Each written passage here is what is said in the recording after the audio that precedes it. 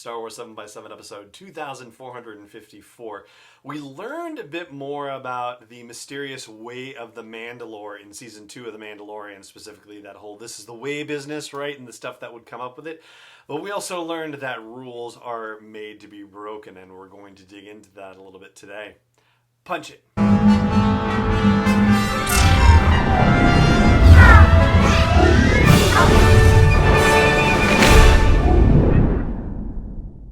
Hey Rebel Rouser, I'm Alan Voivod and this is Star Wars 7x7, your daily dose of Star Wars joy, and thank you so much for joining me for it.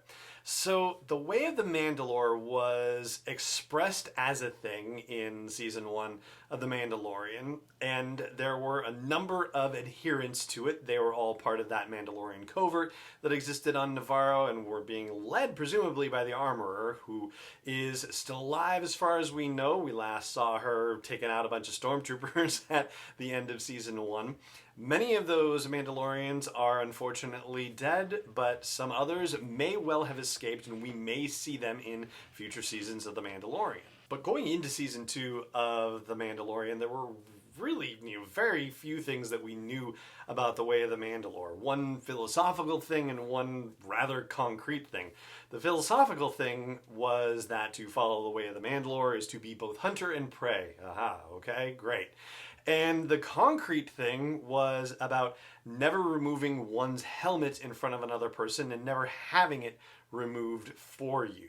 So in Season 2, we find out from Bo-Katan that the people who are following the way of the Mandalore are actually part of a group called the Children of the Watch, and they are, in Bo-Katan's reckoning, a group of religious zealots that want to return to a very old traditional style of Mandalorian.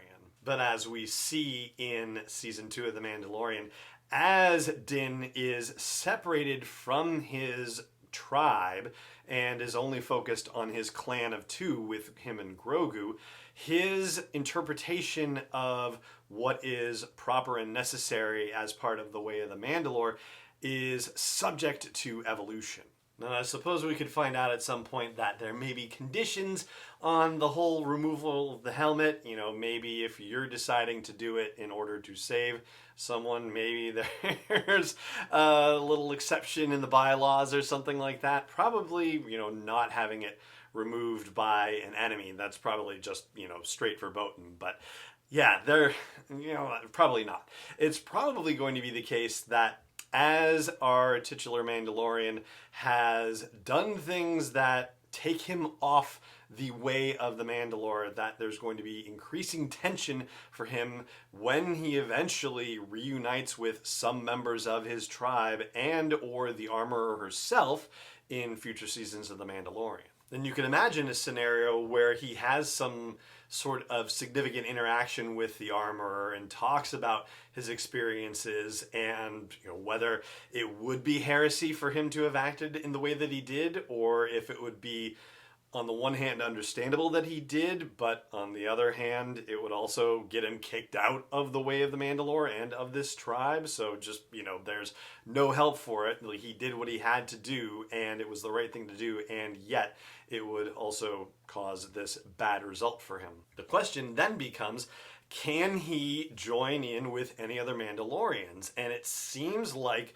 the groups of Mandalorians that he knows, the answer is no for both of them, right? He has violated the way the Mandalore is expressed by the Armorer, and so he can't necessarily go back to them unless they're willing to make that exception. And he's not going to be able to join up with Bo-Katan's group because Bo-Katan sees him as an enemy now to some degree. I mean, certainly, they were helpful in defeating Moff Gideon, but he's in possession of the Darksaber, and rightfully so, according to everything that she and others believe about the Darksaber's history, and she is going to have to defeat him in combat in order to get it back from him.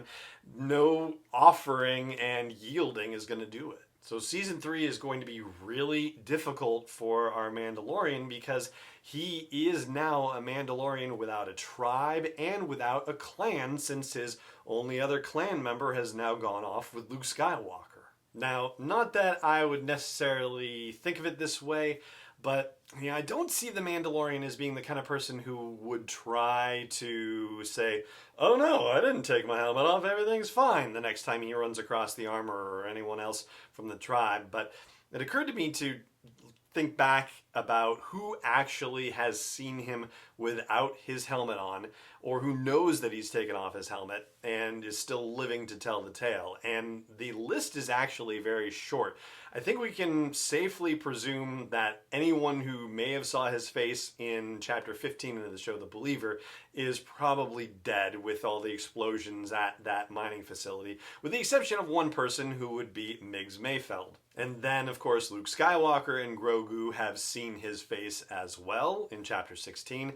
R2-D2 saw it too, but, same IG-11 exemption.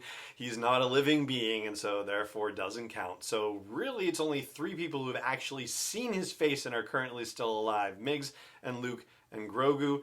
There are another, 5 people who are aware that he has taken off his helmet, but haven't necessarily seen his face. And of those 5 people, 2 of them are not going to give him any grief for it, right? So Cara Dune is one of those 5, and Fennec Shand is the other one. They won't have any problem.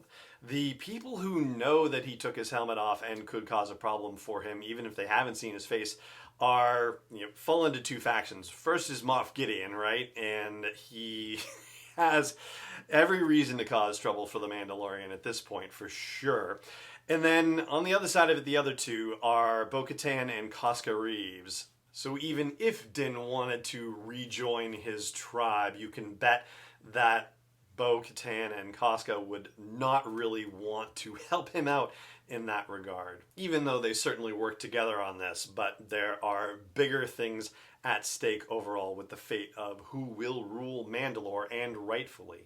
So there you go. That's what we know and saw tossed aside about the Way of the Mandalore, and who actually has seen Din's face and who is aware that he has violated one of the rules of the Way of the Mandalore. And that is where we're going to leave this episode of the show. It just remains for me to say thank you so much for joining me for it, as always, and may the Force be with you wherever in the world you may be.